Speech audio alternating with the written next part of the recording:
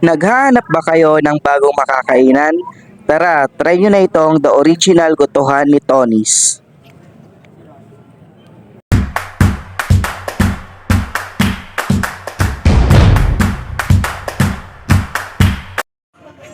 For today's video, nandito tayo ngayon sa Binyan, Laguna para tikman itong nagtitrending at pinipilahan na gotohan ni Tony.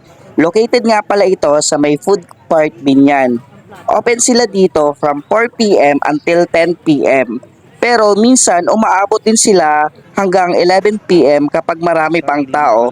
Nag-offer nga pala sila dito ng arroz caldo at goto na may iba't ibang flavored na plain arroz caldo with egg, trapilya, chicken at atay sa halagang 30 pesos hanggang to 50 pesos. Nag-offer din sila dito ng a la carte na egg for 10 pesos, Shanghai for 30 pesos, togi for 40 pesos at tokwat baboy for 30 pesos din. At meron na rin silang drinks. Pagdating nga namin dito sa pwesto, konti na lang ang mga natira at meron pang niluluto dahil sa nga legendary na itong gutuhan since 1940 pa pala sila talagang pinipilahan at mabilis maubos ang kanilang goto.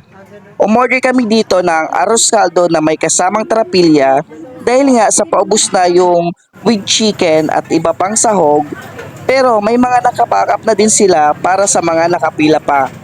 Umorder din kami dito ng a la carte na tokwat baboy.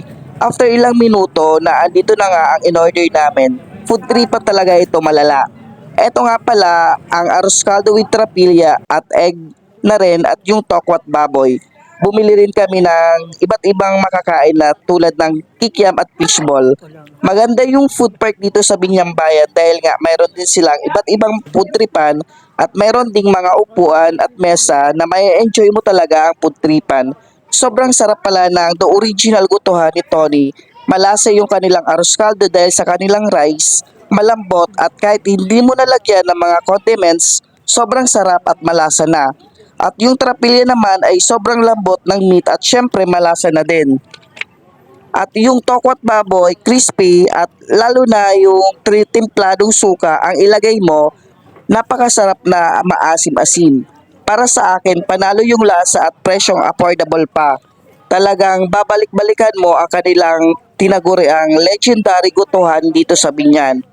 Ano pang hinihintay nyo? Try nyo na itong atikman at very recommendable ito dahil sa kanilang lasa at presyong pangmasa. So, ayun lang. Salamat! Nakapicture. Kaya nga.